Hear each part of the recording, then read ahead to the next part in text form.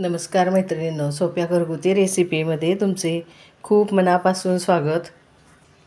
आज आपण करणार आहे पाचक मुखशुद्धी अर्थात मुखवास। त्यासाठी घेतलेलं साहित्य पहिल्यांदा आपण बघूया। हे 6 चमचे जवस मी घेतलेले आहेत। त्यामध्ये टाकायला हे 2 चमचे बडीशेप घेतलेली आहे, 2 चमचे धना डाळ आहे, 1 चमचा तीळ, 1 चमचा ओवा आणि 1 चमचा हे मगज बी घेतलेले आहेत आणि 1 चमचा सैंधव मीठ, अर्धा चमचा हळद घेतली आहे। या हळद आणि सैंधव मिठामध्ये थोडंसं पाणी घालून हे पहिल्यांदा चांगलं मिसळून घेऊया। एक साधारण 1-1.5 चमचा मी ह्यामध्ये पाणी टाकून घेतले आणि हे मीठ या पाण्यामध्ये विरघळून घेऊया। बऱ्याच लोकांना जेवल्यानंतर बडीशेप खायची सवय असते। नुसती बडीशेप ते न खाता हे असं पाचक मुखवास तुम्ही रोज जेवल्यानंतर 1 चमचा खाल्लं तर आपली पचनशक्ती सुधारते। बघा, आता हे मीठ हळद आपण चांगलं पाण्यात मिसळून घेतलेलं आहे। तर आता ह्या प्रत्येक पदार्थाला थोडं थोडं हळद मिठाचं पाणी लावून घ्यायचं आहे, म्हणजे हे एकसारखं लागलं जातं। बऱ्याच वेळा आपण भाजल्यानंतर सुद्धा हळद मिठाचं पाणी वरनं लावतो, पण हे पदार्थ करपण्याची शक्यता असते, म्हणून हे पहिल्यांदा आपण असं लावून घ्यायचं आहे। असं एक एक करून आपण हे बडीशेप आणि धना डाळ आणि मगज बी तिन्हीला हे पाणी लावून घेणार आहे आणि हे चांगलं मिक्स करून घेऊया, म्हणजे मीठ यामध्ये चांगलं मुरलं जातं आणि हळदीमुळं निर्जंतुकीकरण पण होतं, तोंडाची दुर्गंधी कमी होते।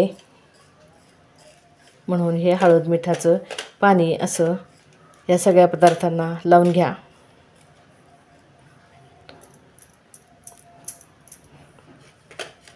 आता धना डाळ पण चांगली एकसारखी मिक्स करून घेऊया।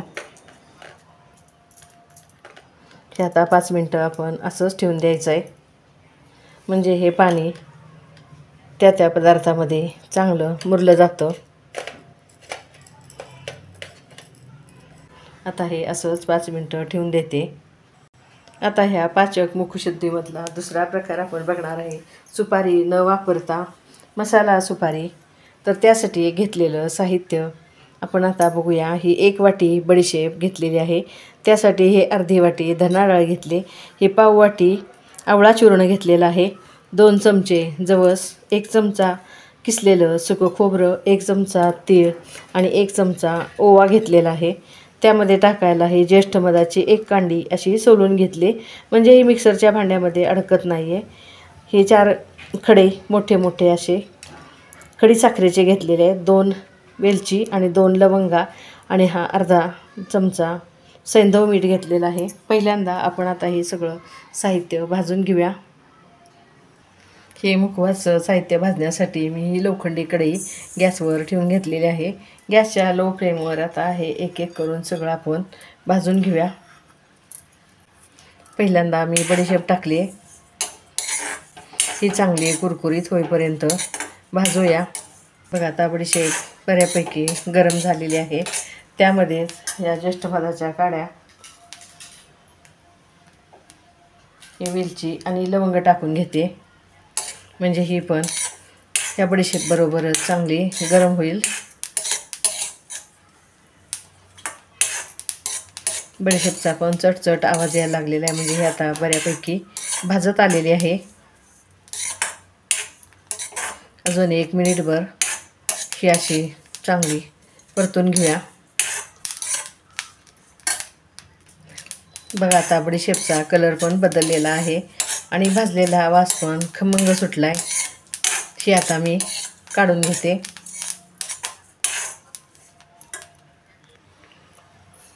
ही आता धना डाळ भाजून घेऊया। धना डाळ पण भाजत आलेली आहे, ही आता काढून घेते। आता टाकूया हे जवस। या पाचक सुपारीमुळे बाळंतिणीच्या पोटाचं आरोग्य सुधारण्यासही मदत होते। बघा, जवस पण भाजत आलेले आहेत। बघा, छान फुललेत, हे आता काढून घेऊया। आता हे तीळ आणि हा ओवा हे दोन्हीही एकत्र भाजून घेते. हे तीळ ओवा पण चांगलं भाजून झाले. हे आता काढून हे बाजूला हे सुकं खोबरं भाजून घेऊया. हे सगळं आपलं आता भाजून झालेलं आहे. ते आता पूर्ण थंड करून घेते. ते हळद मिठाचं पाणी लावून ठेवलेले हे सगळे जिन्नस कसे पाणी मुरून चांगले सुकलेले आहेत. हे आता एक एक करून आपण भाजून घेऊया. बघा सगळ्यामधलं पाणी यामध्ये छान मुरलेलं आहे. हे आता आपण भाजून घेऊया. कढई गरम झाली त्यामुळे पहिल्यांदा आपण आता हे जवस भाजून घेऊया. गॅसची फ्लेम ही लोच ठेवा. लो फ्लेमवर पूर्ण कोरडं होईपर्यंत हे सतत हलवून भाजून घ्यायचं आहे. बघा गॅसच्या लो फ्लेमवर साधारण 1-3 मिनटं भाजल्यानंतर हे जवस कसे आपले छान कोरडे झालेत आणि खमंग भाजून पण झालेले आहेत. हे आता आपण काढून घेऊया. आता ह्यामध्ये टाकूया ही धना डाळ. धना डाळ पण आपण ही कुरकुरीत होईपर्यंत भाजून घेऊया. बघा धना डाळ पण चांगली भाजून झाले. हे पण आता मी काढून घेते. असं करून बडीशेप आणि मगज बी भाजून घेते. प्रत्येक पदार्थ भाजायला साधारण 1-2 ते 3 मिनटं लो गॅसवर वेळ लागतो. हे आता काढून घेऊया. आता ही बडीशेप आणि मगज बी आपण एकत्र भाजून घेऊया.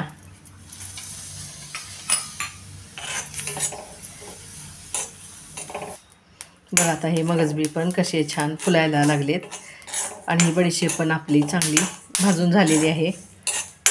अजून 1 मिनिटभर परतवून हे आता मी काढून घेते.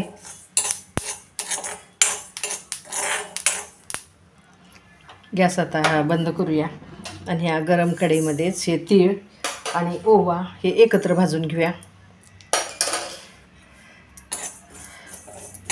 म्हणजे हे करपलं जाणार नाही आहे. हे आता चांगलं भाजून त्यामध्येच काढून घेते. बघा बडीशेप धना डाळ जवस हे सगळंच पूर्ण थंड झालेलं आहे. हे आता मी मिक्सरच्या भांड्यात थोडं थोडं घेऊन चांगलं बारीक करून घेते. बघा हे असं बारीक करून घ्यायचं आहे. पूर्ण बारीक न करता थोडंसं जाडसर ठेवा. आता हे उरलेलं हे खोबरं हे खडीसाखर पण मी थोडीशी बारीक करून घेतलेली आहे. ते पण ह्यामध्ये टाकते आणि हे उरलेलं सगळं साहित्य एकत्र करून ही आवळा पावडर पण मी ह्यामध्ये टाकून घेते. ही आवळा पावडर मी घरीच बनवलेली आहे. हे आता एकदा बारीक करून घेऊया. हे असं सगळे चिन्हच बारीक करून झाल्यानंतर त्यामध्ये आता हे तीळ आणि ओवा असाच मिक्स करायचा आहे. आणि हे सैंधव मीठ हे पण आपण ह्यामध्ये चांगलं मिसळून घेऊया. असा हा पाचक सुपारीचा पहिला प्रकार तयार झाला आहे.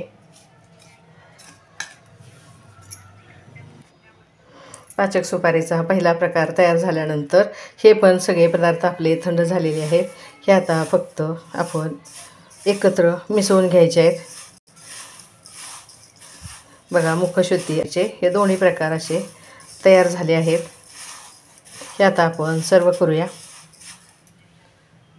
बघा मैत्रिणींनो, लज्जतदार जेवणाची परिपूर्णता करणारी सुपारी न वापरता केलेली ही अशी आपली मसाला सुपारी तयार झाली आहे. आणि ही पाचक मुखशुद्धी अगदी लहान असोत मोठे असोत किंवा बाळंतीण सगळ्यांच्याच पोटाचं आरोग्य सुधारणारी अशी ही चविष्ट मसाला सुपारी आणि मुखशुद्धी तुम्हाला कशी वाटली मला नक्की कमेंट्समध्ये कळवा.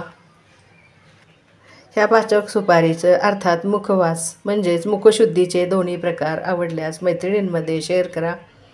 माझ्या चॅनेलला तुम्ही अजूनपर्यंत सबस्क्राईब केलं तर ते जरूर करा. रेसिपीला लाईक करा. पौष्टिक आणि घरचंच खा. निरोगी रहा. धन्यवाद.